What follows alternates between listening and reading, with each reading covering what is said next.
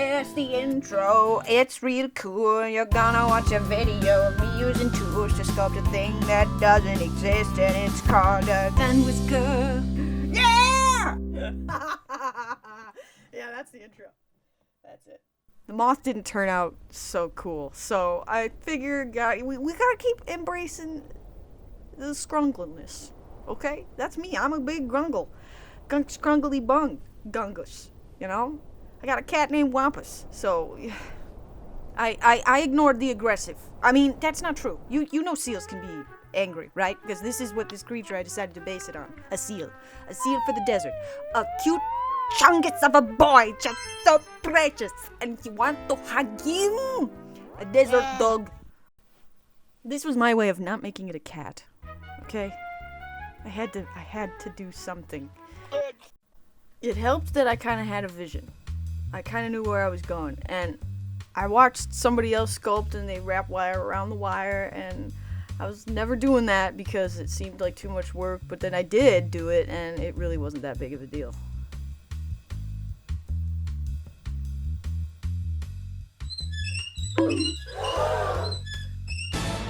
That's why you don't clean. That's why you don't clean. Because cool stuff like that can't happen if you have a clean workspace. Huh? Kind of like the wrinkle texture, not gonna lie. Gotta cover up the metal tummy, remember, with the gray butter. Oh, he's perfect. But we can do better. Add more. More! I gotta build out that big, fleshy body. Have you ever looked at the anatomy of a seal before? Because it's great. Oh, tutorial. Ready? You gotta go really fast, like that. And wrap wire around it. Wire. Boom. It's done. Now walls! Yeah, the tin foil didn't want to stick, so I thought I'll use metal to pin it. It didn't work. But it looks cool. So he's a bit of a chunky chunkus. But we're not done yet. There's gonna be so much more. It's just the beginning of our chonky boy. Our chonky Sandwhisker. Sandwhisker. There's a lot of smoothing. I'll never be able to get anything perfectly smooth. But that's okay, because nothing's supposed to be perfect, right?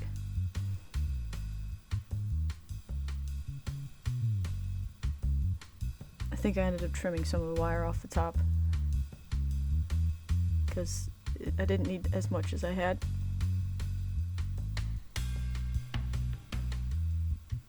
Make no mistake, I still have no idea what I'm doing. I'm just doing what I've been doing, but with a bit more direction.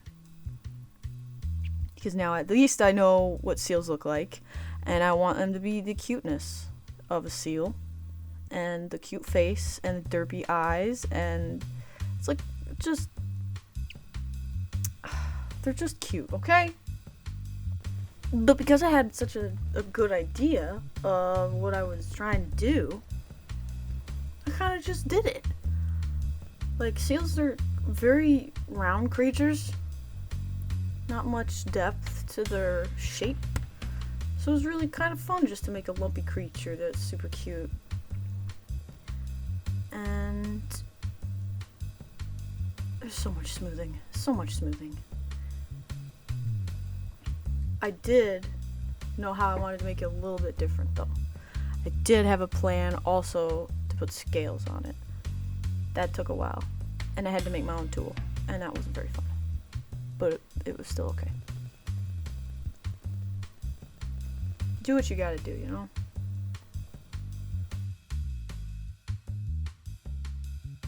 Also, there was no point in me making the nose holes. I just cover them up anyway. And then kind of don't worry about it, because why would I? You don't want to get sand in your nose? That would be bad. The very highly technical popsicle stick tool. Press it into the clay. It leaves a not messy at all indentation that I smooth out for extra goodness. I had to smooth out all of the little scales And they still aren't perfect, but that's what happens when you make your own tool out of a popsicle stick and it's got grungly ends on it. But hey, I got to customize the size, so that was pretty cool. And it's a sand creature. Now, you could rationalize, and I could rationalize, that they're gonna be all rough and rugged, but if you really think about it, it's kind of like a creature in a rock tumbler. This mofo should be smooth as butter. All those scales should be really shiny, and he should be super slick from going through the sand all the time, getting a constant, abrasive facial thing going on here. But that is not how it turns out. I'm just gonna warn you right now. It doesn't turn out like that. And I wasn't gonna put my creature in a rock tumbler. That would take too long, and it's also just probably not sturdy enough for that. So, yeah. But in a perfect world, this guy would be buttery soft, buttery smooth scales, and shiny. And my mom had a really good idea at the end, and after I finished everything, she's like, "Ah, you should have made the scales kind of glimmery, like the sparkle of sand." So just pretend I did that, because that's a good idea.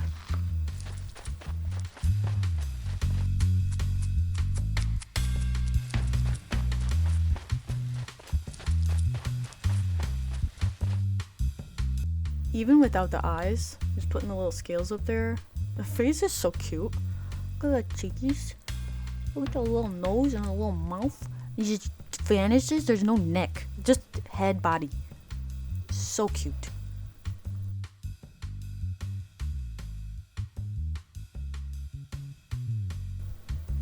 Doesn't look bad when it's blurry, but the upward, tilt of the head and stuff meant that the neck was gonna be a pain. And oh boy, it was. Oh boy. Whoa. I tried cutting out little triangle shapes and laying them on to create scales right there. You see? Because, it didn't look so great. And I couldn't get the tool in there because it was too big. And it does the job well. I think I did that right, but I probably should have done more. I just was running out of time, and I didn't feel like it. Oh, I also wanted the scales on the back not to go all the way down the tummy, so I made lines on either side to kind of break it up. It was so lumpy.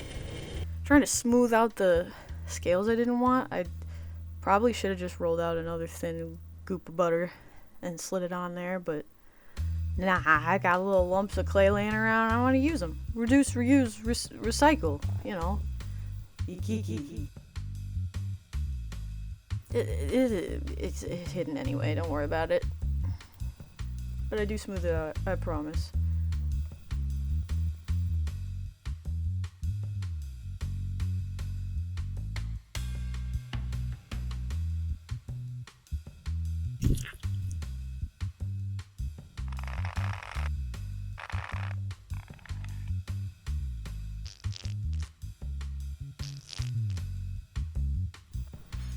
Oh, little eye sockets. There they go. You can't see them. Now. Yeah, I should probably. There you go. Perfection. Those cute little eyeballs. No plan for the tail. No plan for the arms either. All I knew was I wanted them to be cool. Or some branch of cool. Maybe less cool than normal, but still unique. Neat. Adequate. I don't know. I kind of wanted it to look scoopy, Instead of scooping water, this guy's scooping through the sand. And maybe he uses the little bowls of his tail to flick sand at enemies. It's like pocket sand. It's awesome. This little critter is great. Although I hated it, so I took it away. Then I implemented my actual ideas. And I was like, you know what?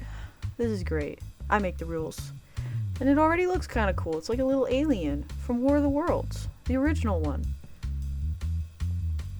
Underside was actually kind of cool too. I don't know why I struggle at making things so soft, or to smoothing them out, putting them together. That's okay. I'll figure it out maybe eventually, someday. In the meantime, we're just gonna keep rolling the ball tools. Making scoopy tails.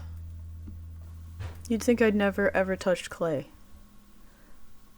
I feel like that's supposed to look easier than it is, and be easier than it is. But I make it look really complicated. I don't have anything in the microwave. There go the eyes that I used translucent clay for and then baked, so it doesn't matter anyway. Oh, so cute. Such a cute. Such a baby. He's just a little guy. He's just a grumpy little man. Oh yeah, I also tried to sand the spots that made me sad.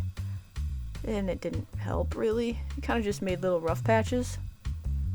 But I did it anyway, because I was, delusional. The usual.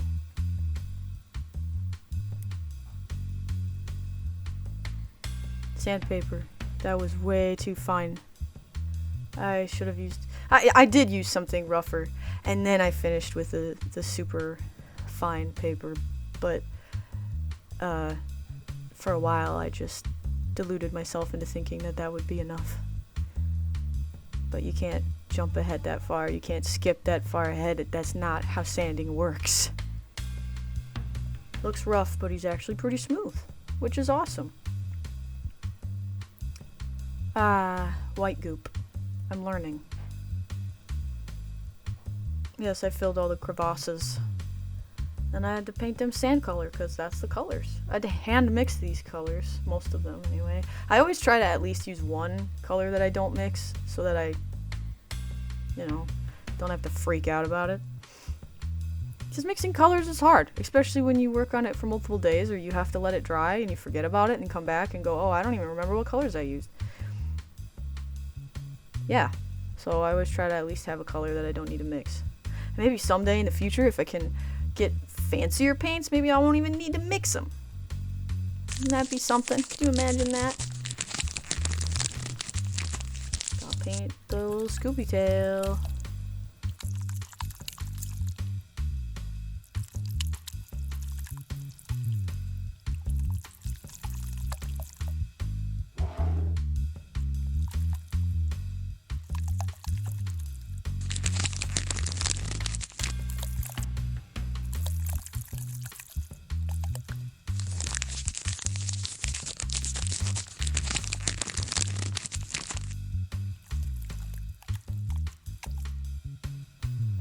Normally I like to make eyes more colorful, but the black ones just made sense and they were cute!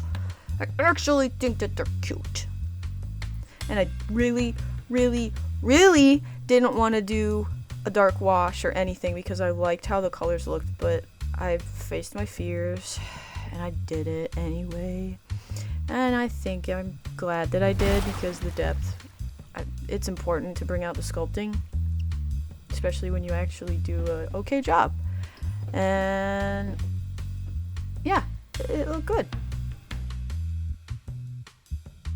And I did do a dry brushing of lighter sandy color. I promise.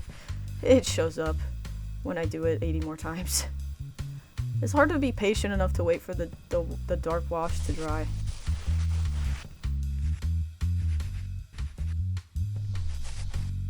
Oh, and the most important part, the whiskers. And I mean like the whisker antenna, those happen too. But the whiskers.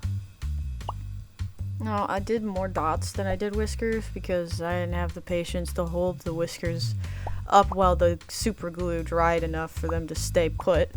But it gets the idea across. And it's super cute. I used this old brush. There was some strays sticking around, so I just took them. I said, "Can I have them, sir?"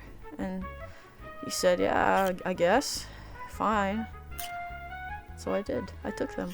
They're mine. They're in the same room. They're just in a different location and not attached to that wooden handle anymore. This part sucked. It wasn't fun. But I did it because I had to.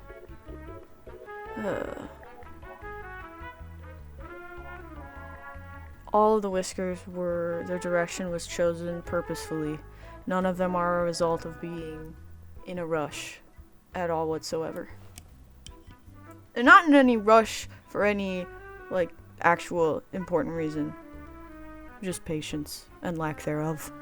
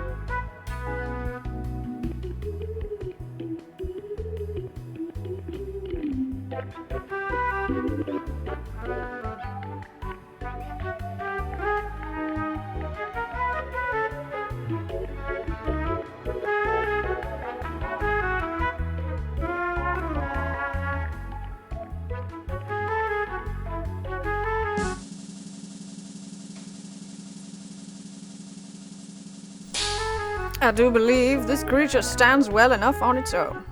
I didn't need to make it a vase because it's just so cute! Look at that face. Look at them scales. Look at that whisker antennas. He's very cute, and I love him, and I'm proud of him. I think I'm getting a little better.